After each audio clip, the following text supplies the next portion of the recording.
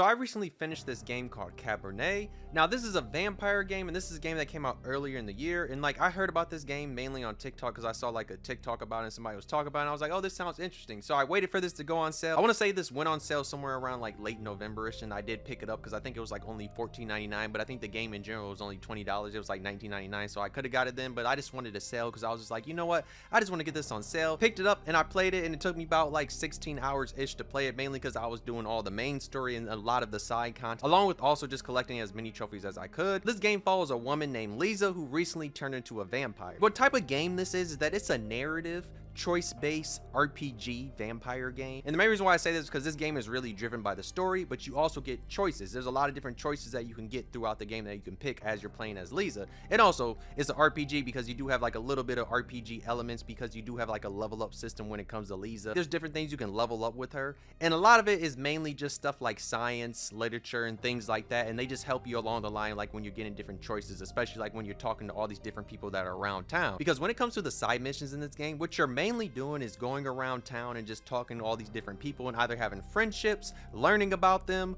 or you could also date some of them, because some of this does lead into dating, and also some of it can lead into you telling somebody to achieve their dream, or you can tell them to like give up on their dream. And also some of it can lead to you either killing them or you watch somebody get killed, because trust me, there was one instance where I was supposed to like stop two people from like killing each other, and I let one of the persons just die. And there was also another option where I chopped somebody's hand off instead of killing them, and that just led to like the guy missing a hand. But also there was somebody I actually did kill in the story that I didn't realize I actually killed, which was very crazy, because one of the things you do like with talking to all these people is that you're building a relationship with them. So of course like your relationship with them is gonna go up, and as it goes up you get chances to suck their blood, because one of the things about her, Lisa being a vampire, is now that she's a vampire she has to fit into like vampire society, and she has to do all the things they do, especially when it comes to drinking blood. And that's one of the big dilemmas that really plays out throughout this whole story, if you want to be a good vampire or a bad vampire. And you have to watch when it comes to you drinking blood, especially when it comes to some of the people you become friends with, because you can kill them, because that's one of the things I did. This is one girl that has red hair, and I ended up killing her brother mainly because like I was talking to him. One of the options was showing that their relationship was really high, so I could drink blood from him, and I ended up drinking blood from him, and it killed him, mainly because he was already recovering like from an injury. And like I didn't even mean to do that, but I got myself stuck into doing that, and I thought that was something I had to do until I realized I was supposed to do something in the main story. So I basically killed him for no reason. Now one of the craziest way I let somebody get killed in this game is when it comes to the guy that's a poet. Him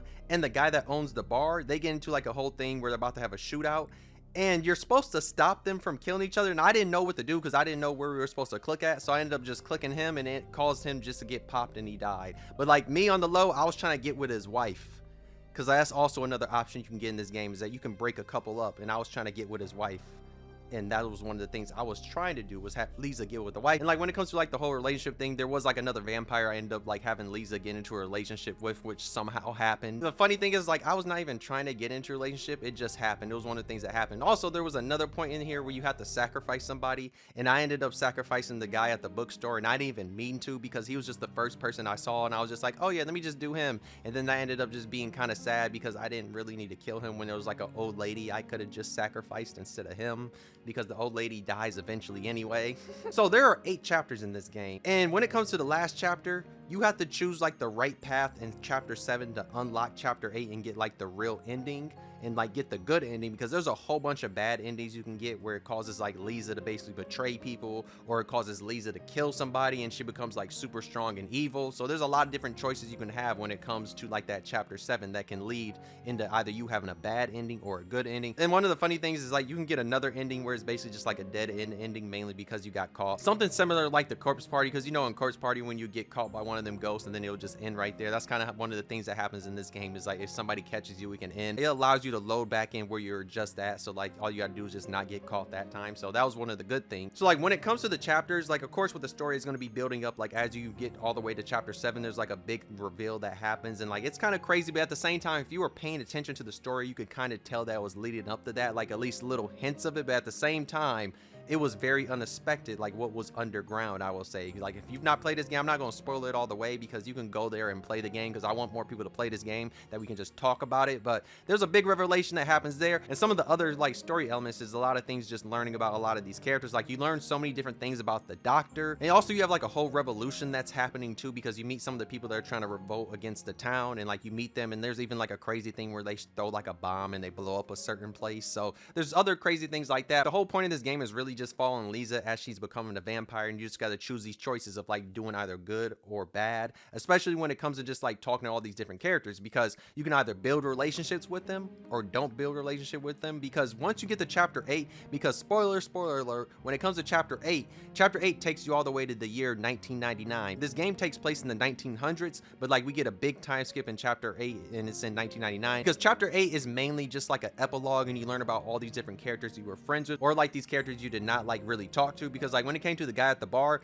I did not really talk to him like that, so like I didn't really have much of an epilogue for him. But like there are other characters that I actually did talk to a lot, and we got to learn like what they did with their time, especially after leaving that little town, because when it comes to the vampires, they have visas in this world, and they can only stay in like a town for a certain long period, because like, you know, people are going to start suspecting something, being like, yo, why exactly is this person still here? And it's like, the thing is, they could only go back to places they've been at before, but like a lot of time has to pass by before they can go back there, because they can kind of just lie and act like they're the descendant of the person that somebody in town might have knew. And that's one of the ways they can get away from going back to a town they were already at. So there's little cool things like that that happens in chapter 8. But overall, this really is a fun game, and especially as you pay attention to the story and you talk to all these different characters. This is one of those games where you really do want to do every side mission, like almost every side mission. I will say there's some pointless side missions, like when it comes to the cat. Like the cat, you can decide if you want to do the cat one or not, but for the most part, you want to do all the side missions with all the different characters, and you can choose if you want to talk to a character or not, because there are some characters that are not really that important and they don't really add that much to the story. But there also are some really cool side missions where you actually get to dive deep into all these different characters and learn things about them, and learn things about like what they dislike and what they do like, and like learn things from their past, because there's a lot of different connections that happens, and there's some characters that get more side missions than the other. And it was just really interesting learning about all these, especially when it comes to the doctor, because like the doctor's like missions are kind of like tied to the main mission, but also there are some side missions when it comes to the doctor, because you get to learn about him, and you get to learn like how exactly he got turned into a vampire and how he lost his wife. And there's also like a really sad thing that happens like when it comes to his daughter, because like his daughter, of course, like since both of her parents were gone, she got raised by somebody else.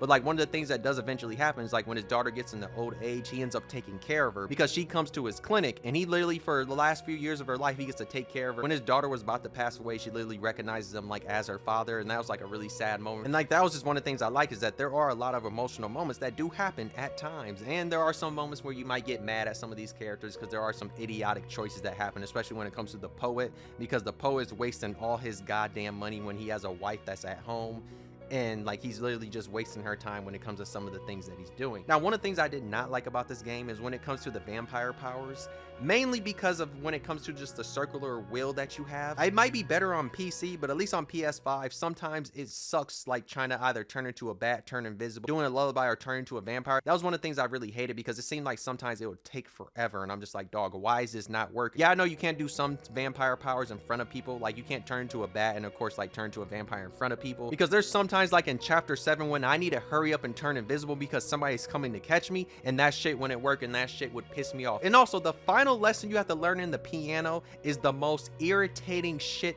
ever, because that shit goes so goddamn fast. I eventually did get that one, but that was another one that was so goddamn irritating. Now, one of the other big things about this game is when it comes to your blood level, because one of the things you're seeing in this game is that you have a glass that's right there and it's full of blood, and just know that will go down like as you use vampire powers, or as the days go by, like your blood level is going to go low, and you got to drink blood. And the ways you can drink blood in this game is either you can go to the forest and like drink rabbits, you can buy it from the different bars, or of course if you have a high enough friendship with certain people, you can drink their blood. But you want to watch those blood levels and make sure it never really goes down low. If it goes down low, Lisa's going to be very pale, and like she's going to be moving very slow, and you can barely do anything. And also one of the other things you don't want to do is you don't want to drink over like your blood level, because then you become intoxicated, and like that's like something you don't want to do in this game, because that can have side effects if you do it all the way. And that's one of the ways the vampires become crazy in this universe, is like when they drink too much blood and it goes over their limit. But I really did enjoy playing this game and just going through it as Lisa, especially as playing as somebody that got turned into a vampire from the jump and exploring this new vampire society along with them.